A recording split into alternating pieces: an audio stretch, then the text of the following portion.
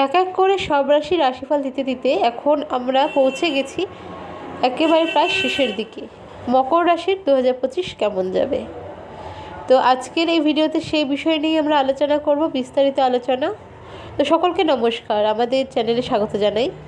আপনার দিনটি শুভ হোক এই প্রার্থনা করে আজকের ভিডিওটি শুরু করছি। এই বছর বৃহস্পতি, শনি মহারাজ, রাহু কেতুর ট্রানজিট থাকছে, তার সাথে সাথে এই বছরটা মঙ্গলেরও বছর। তো এই সিচুয়েশনে মকর রাশির কেমন যাবে, প্রত্যেকটা ট্রানজিট নিয়ে আমি আলাদা আলাদা করে সেপারেটলি সবকটার ভিডিও আর রেমেডি দিয়ে দেবো। তবে এখন বলবো যে 2025 ওভারঅল কেমন যাবে মকর রাশির। 29 মার্চ 2025 বছরের প্রথম সবথেকে বড় ট্রানজিটের একটি ঘটছে শনির ট্রানজিট। শনি কিন্তু রাশি পরিবর্তন করছে, আর এই রাশি পরিবর্তনের সাথে সাথে বিগত 7.5 বছর ধরে চলা মকর রাশির ওপর যে শনির 7.5-এর প্রভাবটা ছিল একেবারেই শেষ হয়ে যাচ্ছে। তো যেতে যেতে কিন্তু শনি মহারাজ আপনাদের অনেক ভালো কিছুই এবার দিয়ে যাচ্ছে। বছরের প্রথম 3 মাস অর্থাৎ জানুয়ারি, ফেব্রুয়ারি, মার্চ আপনাদের কিন্তু 7.5-এর তৃতীয় চরণের একদম শেষ পর্যায়ে থাকছে। তবে এই সময় কিন্তু আপনাদের ধনরাশি বৃদ্ধির সম্ভাবনা থাকছে প্রচুর। মকর রাশির কিন্তু অক্টোবর নভেম্বর মাস থেকে স্পিরিচুয়াল প্লেস ভ্রমণের যে একটা যোগ ওটা শুরু হয়ে গেছে, অনেকে হয়তো ঘুরেও ফেলেছেন। এখন কিন্তু ওই যোগটা আরও দৃঢ় হচ্ছে। এই সময় কিন্তু বেশ কিছু স্পিরিচুয়াল প্লেস ভিজিট করতে আপনারা সক্ষম হবেন। যারা দীর্ঘদিন কোনো একটি অসুখে ভুগছিলেন সেটার থেকে আস্তে আস্তে আপনারা ঠিক হতে শুরু করবেন জানুয়ারি মাস থেকেই। বাচ্চারা, যারা ছোট বাচ্চা রয়েছেন, যাদের পড়াশোনায় মনোযোগ হচ্ছিল না বা দুষ্টুমি বেশি হয়ে যাচ্ছিল, তাদের কিন্তু এই সময় মনোযোগ বসবে।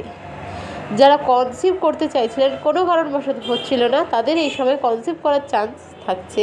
অর্থাৎ 7.5 শেষ হতে হতে কিন্তু গ্রহরাজ আপনাদের আশীর্বাদে ভরিয়ে দিতে চলেছে। মার্চ মাসের পর অর্থাৎ এপ্রিল মাস এবং মে মাসের দিকে আপনাকে একটু সাবধানে চলাফেরা করতে হবে। ছোটোখাটো অ্যাক্সিডেন্টের যোগ থাকছে, তবে সেক্ষেত্রে হাতে আঘাত পেতে পারেন বা কলার বোর্ডে আঘাত পেতে পারেন। এই সময় ভাগ্যে উন্নতির যোগ দেখা যাচ্ছে, সাথে সাথে এই সময় একটা ওয়েট গেইন করার টেন্ডেন্সি আপনার মধ্যে থাকবে। এই সময় আধ্যাত্মিক বিষয়ের প্রতি আপনার রুচি বাড়তে পারে। এই সময় পড়াশোনার জায়গা একেবারেই ঠিকঠাক থাকছে, একটু বেশি মনোযোগ দিলে আরও যেটা আপনি এক্সপেকটেশন রেখেছিলেন তার থেকে ভালো রেজাল্ট করতে পারেন। এই সময় দাম্পত্য জীবনের সমস্যা আস্তে আস্তে কমতে থাকবে। অসুখ বিসুখ যেগুলি আপনাকে বেশ কিছুদিন ধরে ভোগাচ্ছিল সেগুলিও আস্তে আস্তে কমতে থাকবে। এই মাসের পরে আপনার কিন্তু খরচার হাতটা বাড়বে। এই সময় গলার সমস্যা বা টনসিলের সমস্যা আপনাকে ভোগাতে পারে। এই সময় বাড়িতে গুরুস্থানীয় ব্যক্তির হেলথ ইস্যু দেখা দিতে পারে বা কোনো খারাপ খবর তাদের রিলেটেড, হেলথ রিলেটেড এসবই শুনতে হতে পারে। কোনো স্পিরিচুয়াল কাজের সাথে এসবে যুক্ত হতে পারেন।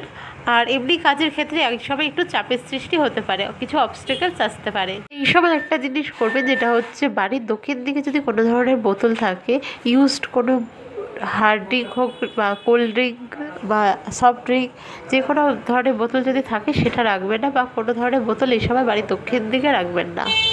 অক্টোবর মাসের পর থেকে দাম্পত্য জীবনে একটু প্রবলেম দেখা দেবে। ফিজিক্যাল ইন্টিমেসি হোক বা মেন্টাল ইন্টিমেসি হোক, এই সময় একটু প্রবলেম আপনাদের ফেস করতে হতে পারে। এই সময় আবার ঠান্ডা লাগার চান্স বা গলা টনসিলের সমস্যা এগুলো আবার দেখা দিতে পারে। এই সময় একটু শব্দচয়নের দিকে খেয়াল রাখবেন। হঠাৎ করে এমন কিছু হার্শ কথাবার্তা বলে ফেলবেন যার জন্য পরে আপনাকে পস্তাতে হতে পারে। যারা ব্যবসার সাথে যুক্ত রয়েছেন তাদের জন্য অক্টোবর, নভেম্বর, ডিসেম্বর এই 3 মাস বেশ ভালো কাটবে।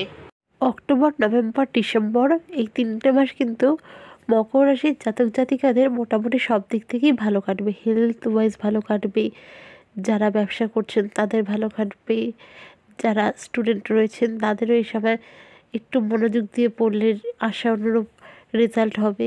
তবে বার্থ চার্টে যদি কোনো নেগেটিভ গ্রহ থাকে, তার ইম্প্যাক্ট যদি পড়ে তাহলে হয়তো কিছুটা প্রবলেমেটিক হতে পারে। সেজন্য বার্থ চার্টটা দেখিয়ে নেওয়া অত্যন্ত জরুরি। আর তাছাড়া আমি সব বিষয় নিয়ে রেমেডি দিচ্ছি এবং আলাদা আলাদা করে প্রত্যেকটা ট্রানজিটের পর রেমেডি দিয়েই দেবো। আশা করি আপনাদের নানান রকম বাধা বিপত্তি থেকে এগিয়ে যেতে এটা কাজে দেবে। তো ওভারঅল দেখতে গেলে মকর রাশির জাতক জাতিকাদের জেনারেল প্রেডিকশন অনুযায়ী বছরটা বেশ ভালোই যাবে, খুব একটা খারাপ যাচ্ছে না। কারণ শনি মহারাজও 7.5 ছেড়ে দিচ্ছে এবছর থেকে। তো বছরের প্রথম মাসটাতে পুরোপুরি সব কিছুই অতটাও খারাপ যাচ্ছে না, বেশ ভালোই যাচ্ছে। হেলথ ভালো যাচ্ছে, ফিনান্স ভালো যাচ্ছে, যারা বাইরে যেতে যাচ্ছেন তাদের দিকটা ভালো যাচ্ছে, ল্যাবরেশনটাও ভালো যাচ্ছে। শুধু যারা ম্যারিড রয়েছেন তাদের একটু একটু নিজেদের মধ্যে অ্যাডজাস্টের প্রয়োজন থাকছে।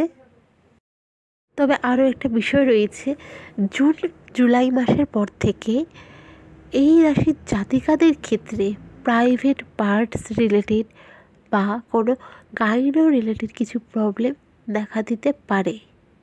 তো ডক্টর দেখিয়ে নেবেন এই সময়। নিজে থেকে কোনো ওষুধ বা কোনো কিছু বা অনলাইন থেকে দেখে নিলাম যে কিছু, ওইগুলো ইউজ করবেন না। প্রপার ওয়েতে ট্রিটমেন্ট করার, খুব তাড়াতাড়ি রেজাল্ট পেয়ে ঠিক হয়ে যাবেন। আদারওয়াইজ যদি কিছু ভুল খেয়ে থাকেন ওষুধ, তো একটু প্রবলেমেটিক কিছু হতে পারে বা হিতে বিপরীত হতে পারে। তাই সাবধান থাকবেন, নিজে থেকে কিছু খেতে যাবেন না। তো রেমেডি হিসাবে কী করবেন, বছরে প্রথম যে 3টে মাস যে কোনো একটি শনিবার যাবেন, মানে প্রত্যেকটা মাসের মধ্যে শনি মন্দিরে গিয়ে ভগবানের পায়ের সামনের ফ্লোরটা, যে ওই ফ্লোরে নিজের নাকের আগাটা ঘষে বলবেন, হে ঈশ্বর, আমাকে তুমি সমগ্র বাধা বিপত্তি থেকে মুক্তি করো, আমার চলার পথ মসৃণ করো, আমার উপর তোমার আশীর্বাদ বজায় রেখো। এই বলে নিজের মনের ইচ্ছাটা জানাবেন। এই রেমেডিটা করবেন প্রথম 3টে মাস, বিশেষ করে শনিবার করে। কিন্তু সর্ষের তেল, বেগুন অ্যাভয়েড করবেন খাওয়ার জন্য। এর সাথে সাথে সর্ষের তেল, বেগুন, কালো তিল, ছোলা নারকেল, লোহার জিনিস, চাকু জাতীয়, বটি জাতীয় জিনিস, ঝাড়ু, এসব কিনবেন না। শনিবার বাদে যে কোনো দিন কিনতে পারেন, শনিবার কিনবেন না। আর এই সময় যেটা করবেন সেটা হচ্ছে মঙ্গলবার করে যদি পারেন তাহলে হনুমান মন্দিরে গিয়ে, হনুমান মন্দিরে পুরোহিত যিনি থাকবেন, যারা বিবাহিত রয়েছেন তারা সেই মন্দির থেকে নিয়ে আসবেন মেটি সিঁদুর, যেটা অরেঞ্জ সিঁদুর বলে, এনে সেটা আশীর্বাদ স্বরূপ প্রত্যেকদিন টিপ পরবেন। এবং যারা অবিবাহিত রয়েছেন তারাও সেম রেমেডি করবেন। আর ছেলেদের ক্ষেত্রে তো নিজেরাই হনুমানজির পায়ে ছুঁয়ে নিয়ে আসতে পারবেন। আর জাতক জাতিকাদের ক্ষেত্রে যদি বাড়িতে কোনো পুরুষ থাকে সে এনে দিলেও হবে। তবে মন্দির ভিজিট করে যদি নিজে আনতে পারেন তাহলে খুবই ভালো। এই সময় আরেকটা কাজ করবেন, যে কোনো হলুদ কালারের মিষ্টি যে কোনো একটি বৃহস্পতিবার আপনি মন্দিরে দিয়ে আসতে পারেন। আর প্রথম 3টে মাস সন্ধ্যাবেলা আধা ঘন্টা করে হাঁটুন সূর্যাস্তের পর।